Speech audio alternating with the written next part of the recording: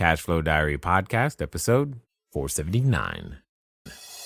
Welcome to yet another exciting episode of the Cashflow Diary Podcast, the podcast that teaches you insider tips, tactics, and strategies for creating leverage streams of cash flow into your life. Learn from top-performing entrepreneurs, business owners, investors, and thought leaders from across the globe as they share their secrets to success. Like what you learn on this and other Cashflow Diary podcast episodes? Go to learninvestingnow.com and sign up to receive powerful tips and information that will help you succeed as an entrepreneur and investor. Now, here's your host, investor, entrepreneur, business owner, educator, speaker, author, and master facilitator of Robert Kiyosaki's cash flow game, Jay Massey.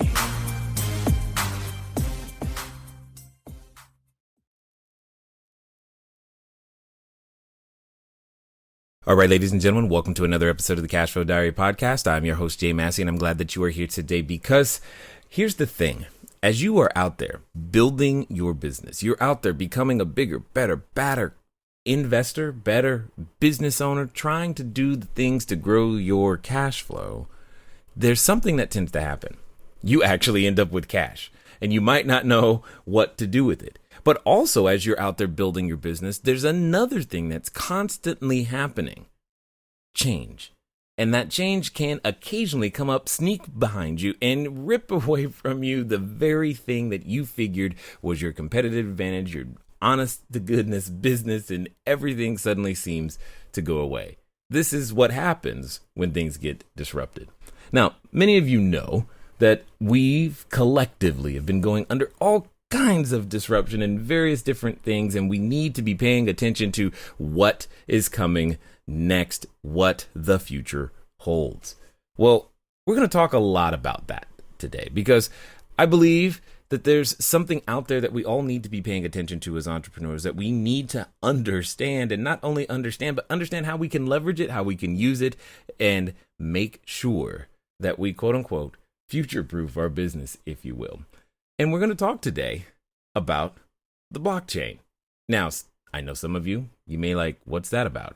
How does that matter for my business? Don't worry, we'll get you there because I have with me today an expert who will be able to help us all understand it to a whole new level. I have with me none other than Don Tapscott. He's the CEO of Tapscott Group and author of 16 books in technology, business, and society. Here's the thing that I want you to understand. He literally wrote the book about the blockchain revolution, how the technology behind Bitcoin is changing money, business, and the world. Now, you may have heard of Bitcoin, but I'm asking you to pay attention because you may not understand its impact. And most importantly, the technology behind it. Because there are things that I think you and I are about to learn that we'll be able to use to help us earn and improve the lives of our customers in the future. Help me welcome Don Tapscott. Don, how you doing? I'm great. It's great to be here, as it were. I appreciate you being able to make the time because it can get a little busy when you're at the forefront of things. Well, it can, but right now I'm sitting looking out the window at the lake in my country place north of Toronto. So it's busy, but I have a pretty good environment for my busyness. I like it. So this being the first time that you're here on the show, I tend to ask everybody the same question the first time that they're here, and I need to ask you the same one. Are you ready? Go for it. All right. I tend to look at today's entrepreneurs a lot like yesterday's superheroes. You know, Batman, Robin, Wonder Woman, etc. Because I think entrepreneurs and superheroes have a ton of things in common.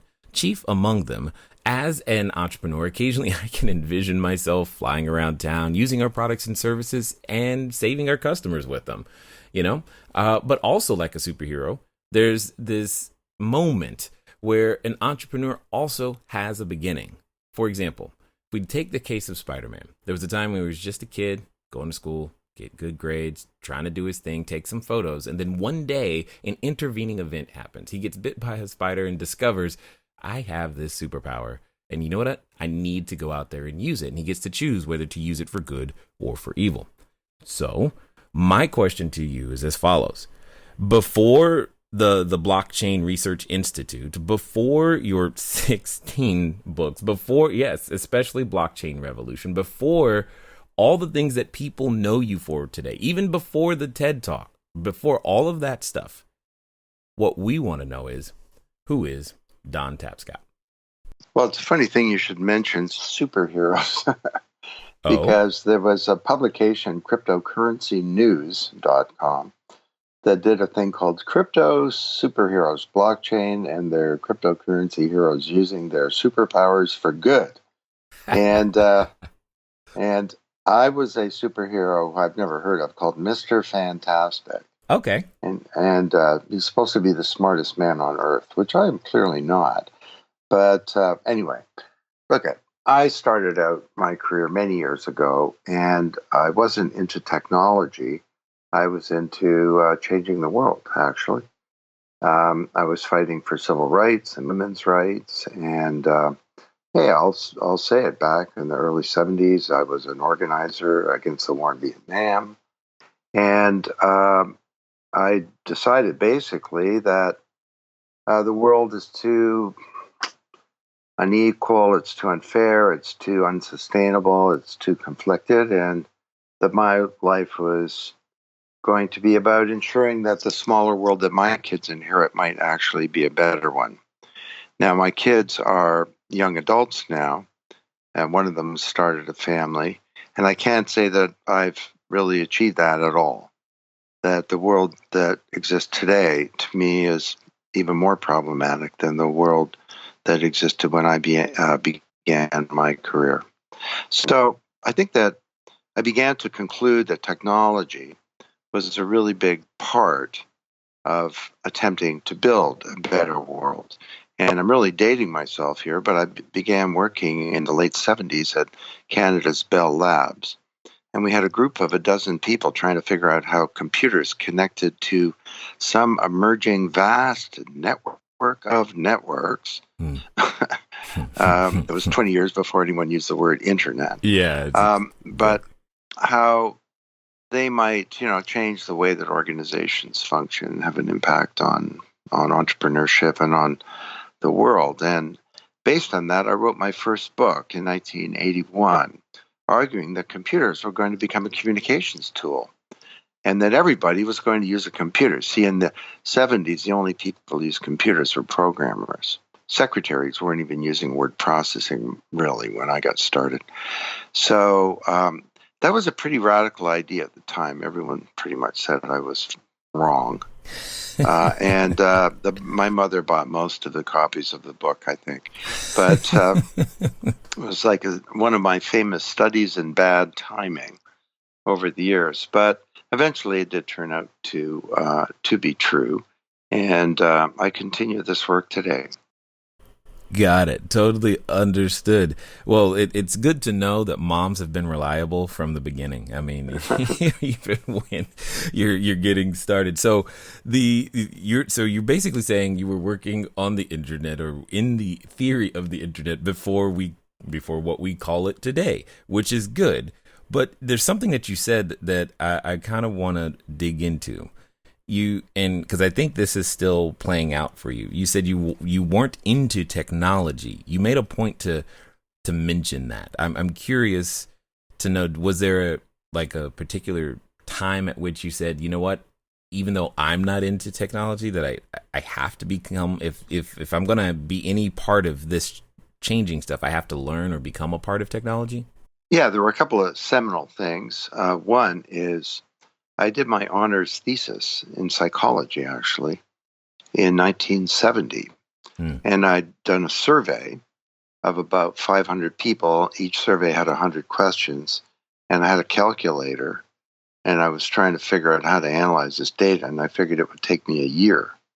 And there was no computer at this university. But they had a ticker tape machine connected to the GE factory where there was a computer. And so I learned how to program in BASIC. And I wrote a bunch of statistical routines. And rather than taking a year to analyze the data, I remember it took like 180 seconds. And I thought, these computers, they're going to be big. And then flash forward about 5 years, I was doing my graduate degree in research methodology, and I took an advanced course on statistics that was all on a computer. And it was self-paced. There were no lectures in this course. Well, let's face it, the statistics lecture by definition is a bust, right? Nobody, there's no one size fits all for statistics. Everyone in the lecture theater is either bored or they don't get it. Right. But I went at my own pace, and I went over things I understood quickly, and I got an A. I was never good in statistics, but it was a thing focused on me, and I thought, wow, these computers are going to change learning. And so after that, I started getting into this stuff, and eventually I got lucky, and I got the job at Bell Northern Research, and that was the beginning of my intersection, really, of technology and change, or disruption, as you used in your introduction. So when it comes down to it, then where would you call that moment where you, I guess, like I said, the superhero realizes, I've got something special, I've got something unique here, and I need to choose whether or not I'm going to do anything with it? Well, I really can't compare myself to a superhero. I may be vain, but I can't go that far. But I did realize that we had something very unique, that I was convinced to my bones that everybody was going to use a computer. And that they would change the way that we communicate. They would fundamentally change the sort of the architecture of the corporation and how we orchestrate capability in society to innovate, to create goods and services, and so on. And people said I was full of crap. You'd laugh. The main reason was that what people said to me was that managers and professionals will never learn to type. That's why the digital age will never happen. Okay. It's because managers and professionals will never learn to type. I became a typing evangelist. Yeah, forget about all these profundities about social and business change. I was like, hey, typing is fun. You can learn to type, Mr. Executive. And of course, now executives type with their thumbs. You're right.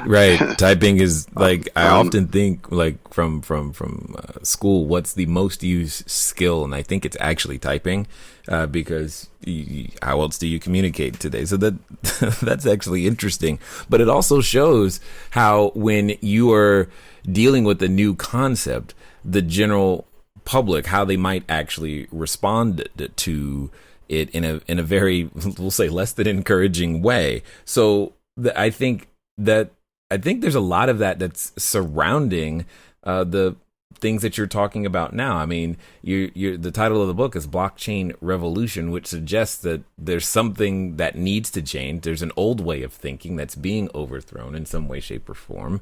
And what I'm assuming you're seeing or feeling some of that same. It just probably feels like a repeat to you in some cases, because there's a lot of people out there who's like, what is Bitcoin? Do I even need to pay attention to this blockchain thing? Why does it even matter?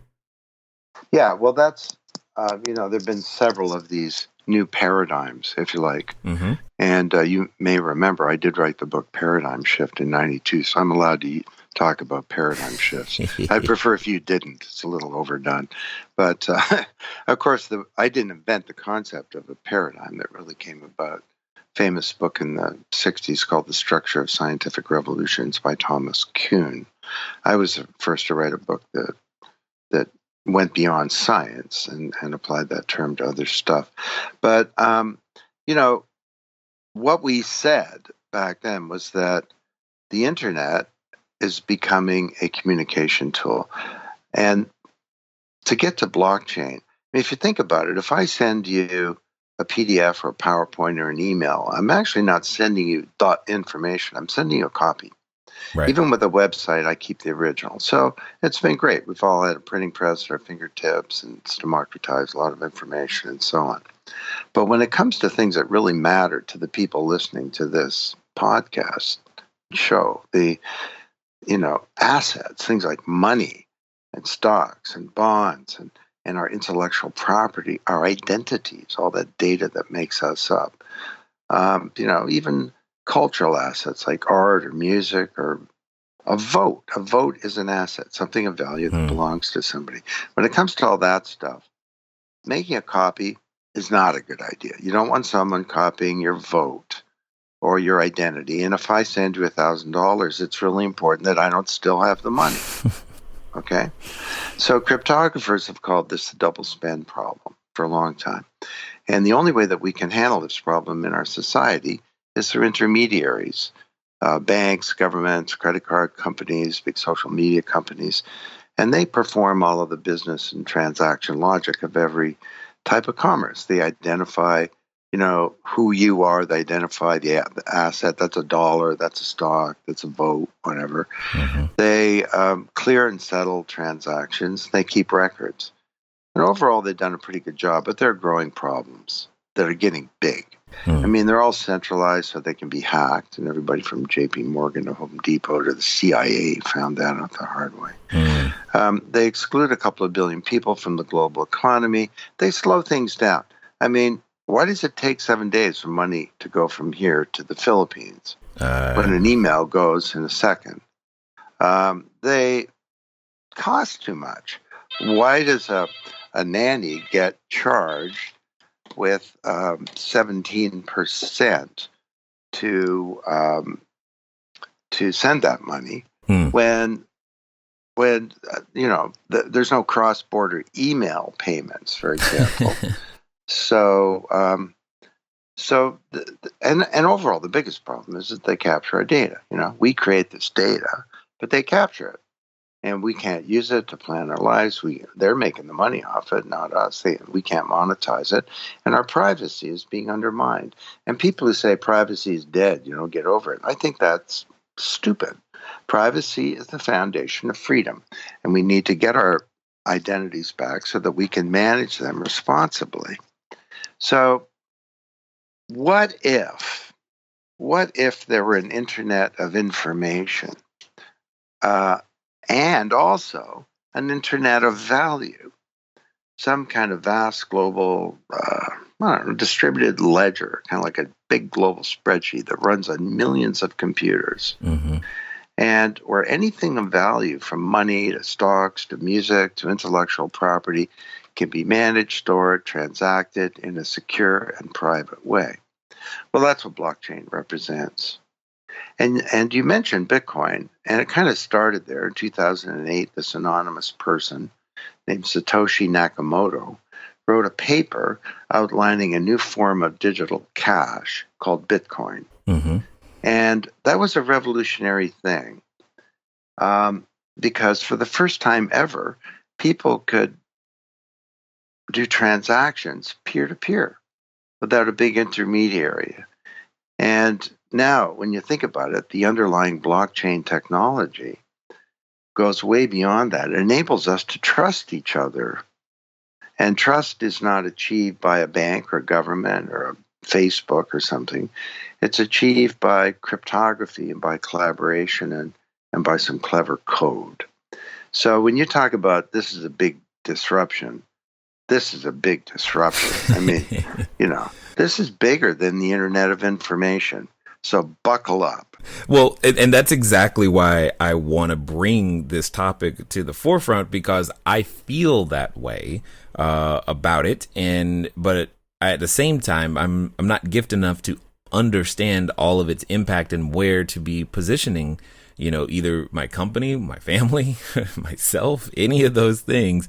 But before we go down that road, one of the things that you said is how the we'll call it the ledger, blockchain, what have you, it can kind of take the place of the intermediaries. So it makes it sound like to me, though, that this is just about being more efficient. Hello there, entrepreneur. This is Jay Massey. I know that if you've ever gone over to the site, cashflowdiary.com, you may have asked yourself, where on earth do you get a domain name from? Especially as you are beginning to build your bigger, better, badder business, you need a web presence. You need the email address. You need a way for people to contact you electronically so that you can stop doing the @gmail.com game.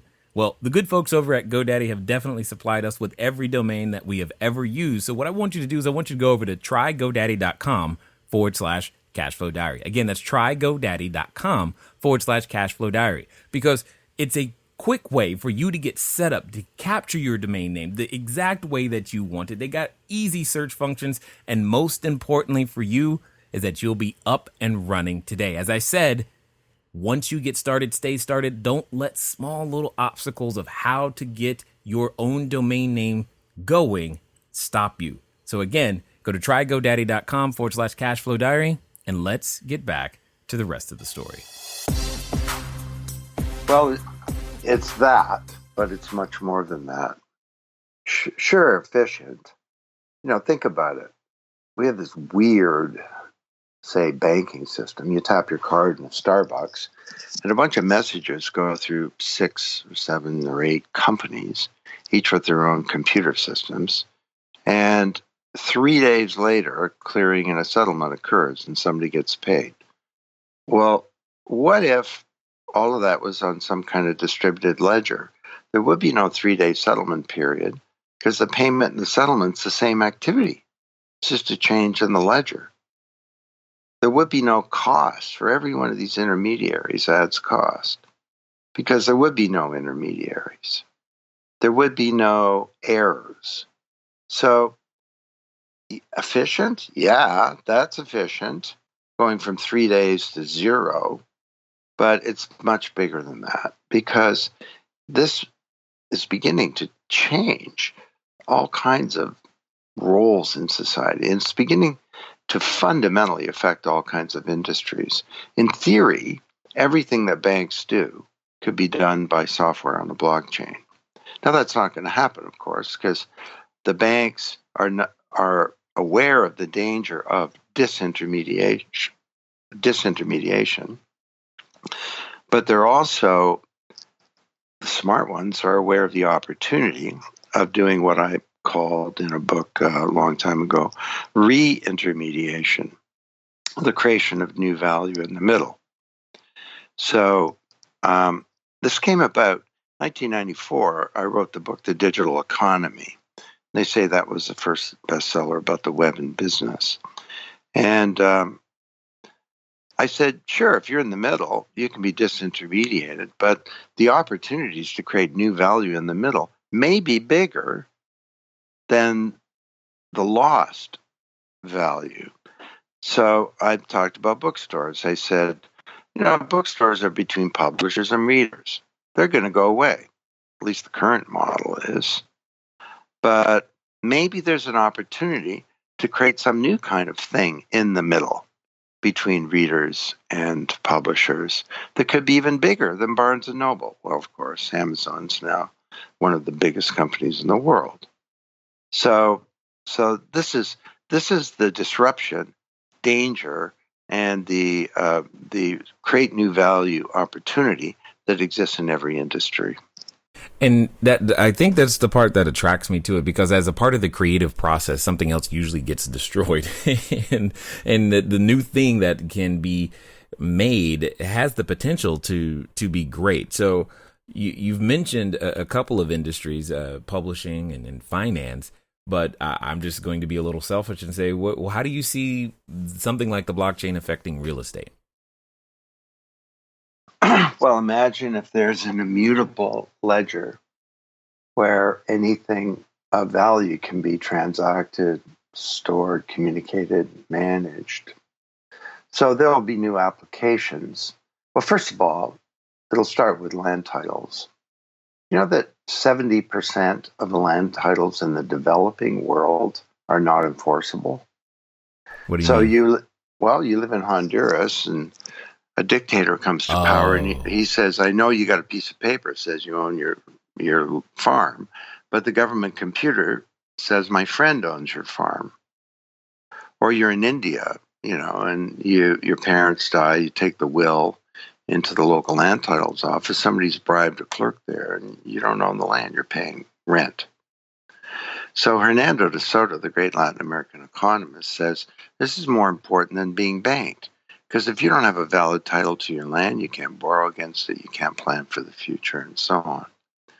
So there are projects underway to put land titles on a blockchain. And once it's there, nobody can mess with it. Because a blockchain it's a highly processed thing. If you wanted to hack Bitcoin, for example, you'd have to hack each block on Bitcoin, which there are millions, not just because each one is connected to the previous one. It's only valid if it references the previous one. You'd have to hack everything that's ever happened, not just on one computer with the highest level of cryptography, but simultaneously across millions of computers all around the world. The way I described it is that it's sort of a process thing, like a chicken McNugget, It'd be like turning a chicken McNugget back into a chicken. Now, somebody can do that someday, but for now, that's going to be really tough. Now, I don't know if you saw, but John Oliver on late night TV did a whole show on blockchain. He quoted me saying that, and then he had a lot of fun with it, saying, man, that's a pretty awful idea. That chicken, when it came back from being a chicken McNugget, would be seriously bleeped up. Totally. It'd have PSTD, and it'd be telling stories about what I saw, baka. My body is whole, but what of my soul? Anyway, it's a funny thing. So the point is that no dictator, no corrupt clerk in India, they can mess with that unless they can turn a chicken McNugget back into a chicken. Now, so that's the first thing. You get these transactions on a blockchain, and there are big projects underway to create blockchain real estate platforms where people can even buy and sell a house directly without an agent. And in many ways, they don't need other things too, a lawyer, and ultimately they may not even need bank accounts because blockchains, have a bank account too. So that's just one industry that's a real candidate for disruption. Well, it's just kind of close to home. That's why I was asking.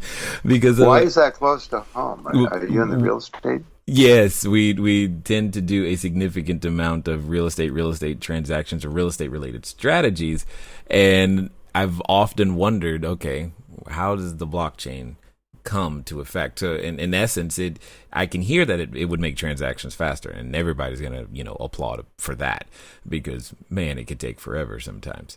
But at the same time, when you mention land titles and being able to, maybe title insurance isn't as necessary, or it becomes different, or that changes, and the escrow process is also different. When you say it and explain it this way, it kind of makes sense, but then it now begs the question, or at least the question for me. I've heard of many different, I've heard of Bitcoin, I've heard of Ethereum, I've heard of Ripple, I've heard of Bitcoin Cash, I've heard of all of these names, but I don't understand why the need for a difference if it's all one ledger, or is it not? Well, no, it's going to be all kinds of ledgers, and each of the ones you mentioned has a different function. So Bitcoin is fundamentally a cryptocurrency, for which there are some use cases. Sending money from Toronto to the Philippines, the global diaspora, you do that on a Bitcoin-based platform, and it's going to cost 1%, not 12% through Western Union. You're in Venezuela, you can't get money out of the country. Well, there's a role for Bitcoin. But we're not all going to be using Bitcoin in the future. What we're going to be using is the US dollar, which will become a cryptocurrency and behave a lot like Bitcoin does. And we'll use the pound and the digital pound and the digital euro and the digital yen and so on. But currencies are one. But they're one of as we describe in the new edition of Blockchain Revolution, they're one of 7 types of digital assets. So you've heard of this thing called ICOs, right? Initial coin offers. Yeah. Yeah. And when we wrote the book, $160 million of money was raised that year in ICOs. Didn't even have a name yet. We called it blockchain crowdfunding or crowdfunded IPOs. And the following year, it was, depending on his counting, 4 to 6 billion. And this year, it's 12 billion already. So this is becoming real money that's being raised in a totally new way. And these ICOs are typically raising money as an investment in their company.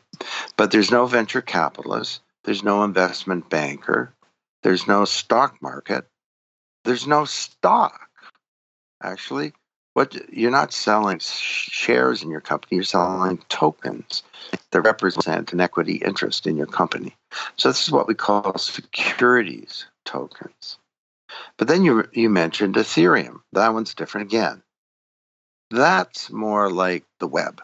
You know, if Bitcoin was like email, the first big app of the Internet of Information, Ethereum was the first big attempt to create the web, a general purpose platform where you could build any app. And the currency that Ethereum uses is not fundamentally a means of exchange or a store of values. And in fact, and it's also not an equity.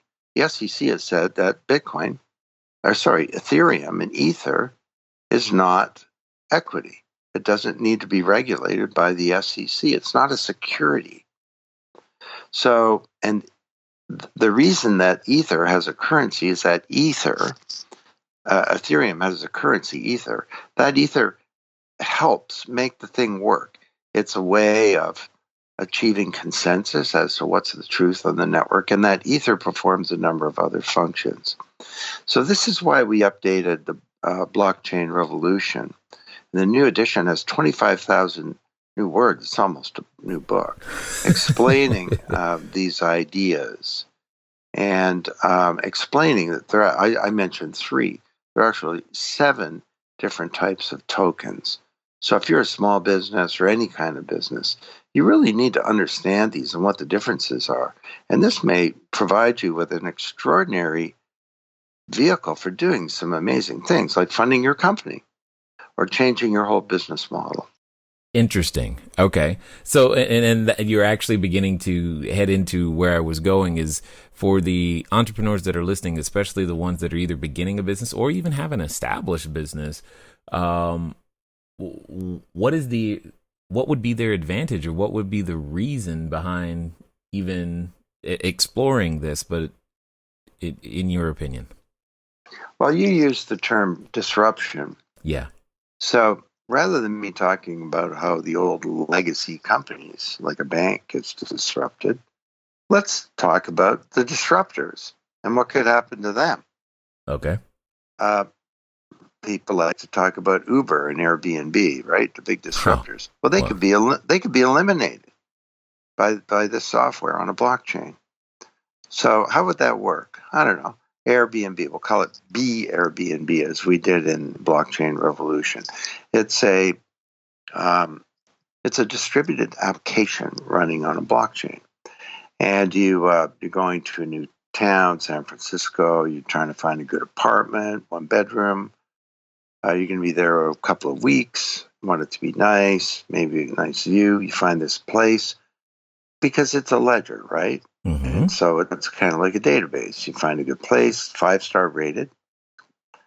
And so you say, yes, I'll book it for this period.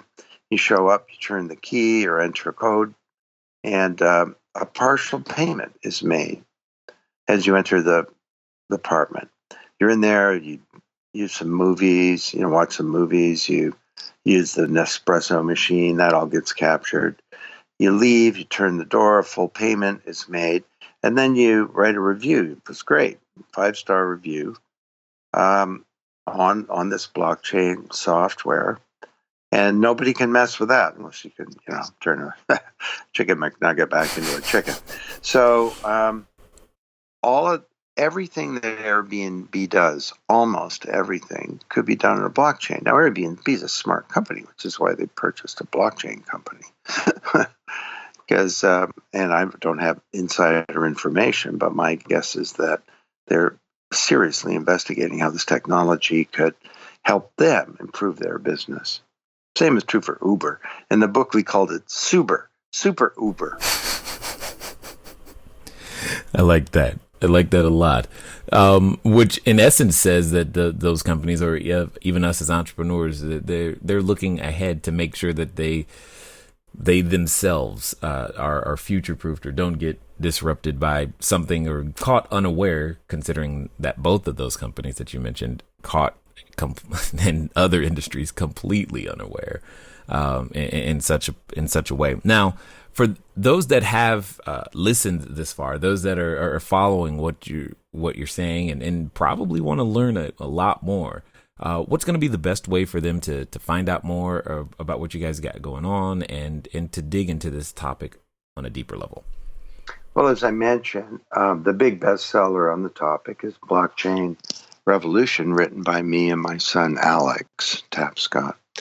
And came out 2 years ago, but we did this new edition.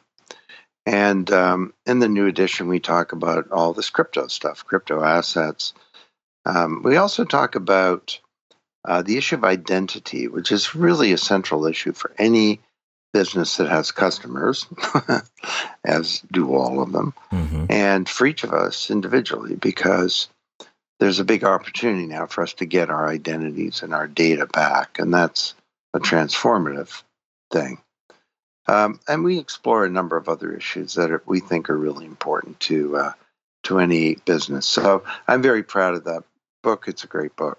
There are other things you can do. You set up a daily Google alert on the word blockchain, and every day you're going to get a dozen mind-boggling things that are happening. And don't be confused by Bitcoin or cryptocurrencies. And the market has been crashing now for several weeks. It's and a lot of people are saying, well, that whole thing was a big bust. It's not. And there was a partial bubble, but it's going to go up again, and there's going to be more crashes. It's nothing like the dot-com bubble. In the dot-com bubble, in a period of a couple of months, there were trillions of dollars of value that vanished. Here we're talking about a couple of $100 billion. So it's a much smaller kind of thing of losses that occurred. And these are people who got in at the bad time, or they didn't understand the different types of digital assets that we write about in Blockchain Revolution. So anyway, don't be confused by all of that. The real pony in all of this is this underlying blockchain technology. Another thing you can do is just, if you Google my name or Alex Tapscott, you'll come up with some good speeches. My TED Talk has been viewed by over 3 million people. And Alex did a gorgeous talk recently at a conference in Zug, Z-U-G, yes, is how you spell it. And it describes all of these crypto assets and what the meaning of all of those is. So, and then what else? You need to start at some point just experimenting with the stuff yourself. Go get a digital wallet. Take you 2 minutes. Download one from Coinbase or in blockchain.info and load up some things. Get some Bitcoin on your wallet. Go buy something for $10. And you can learn more about, public key cryptography in 10 minutes than you'll learn if I talk to you all day long. So I used to say this back in the early 90s about the internet. The personal use is a precondition for any kind of comprehension. So, I said, you have to use the web with your own fingers on a computer, okay? Your secretary's fingers don't count. You got to use your own fingers. And the same thing is true for this technology. Just go download it, check it out, do something with it. And then there are a million events that are underway. This hasn't really been announced yet, but I can pre-announce it. In April, we're going to be holding a big event called Blockchain Revolution Global. It initially will be in Toronto, but we're rolling it out around 10 cities. These will be thousands and thousands of people who are not into crypto investing, who are into thinking about how blockchain changes their business, the way that they compete, and so on. Awesome. So that's a good way to get started. Do all of that, and you'll be off to the races. No doubt, no doubt. Now, as we wind down here, I've got a final question for you because I'm curious to hear how you would answer it, especially given your background and everything that we've talked about. Let's pretend for a second that, one of the individuals listening, they've gotten to this point. They've listened this far. They're going, you know what? I'm gonna do exactly that. I'm going to start. I'm going to finally get my business off the ground, or I'm going to take it to the next level because I've got to make sure that my business is ready, that I am ready, my family's ready for everything that Don's talking about right now. And they come to that, what I like to call the precipice of decision. Like I know that when we reach those moments of decisions, what ends up happening often is that we have another companion, and that companion comes in the form of a voice. And that voice often reminds us of what we're not, who we're not, or why on earth Bitcoin, blockchain, who cares? What are you thinking? I mean, it doesn't matter. You can just keep doing what you're doing. Those are the types of things that voice says. And for some people, they're actually related to that voice. So my question to you is as follows. Let's pretend that they're actually going to follow through. They're going to do exactly what you say, and they're going to do it in the next 24 to 48 hours.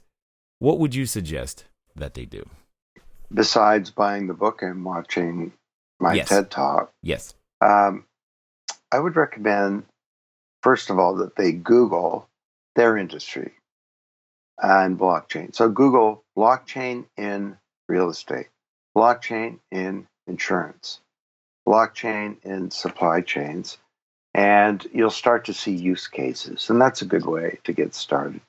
Secondly, this is what we do. The Blockchain Research Institute has dozens and dozens of companies who are getting access to 80 projects that are underway about how blockchain transforms business.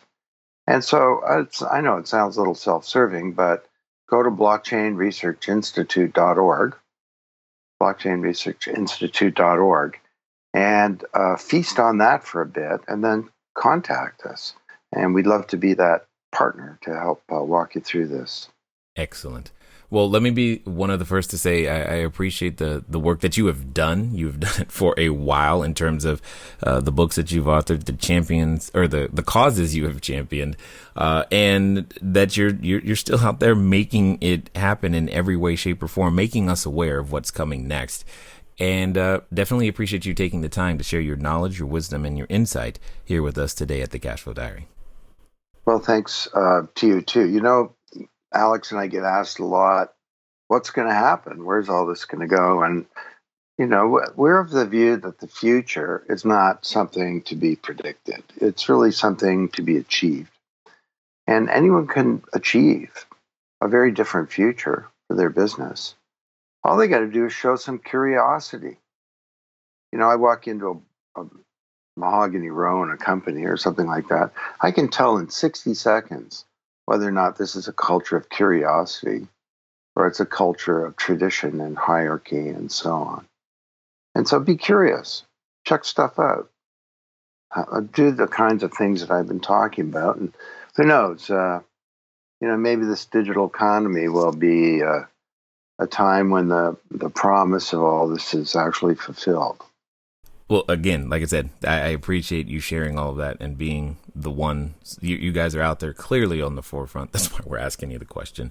But I appreciate you taking the time to let us know that it's out there, sir. Okay. My pleasure.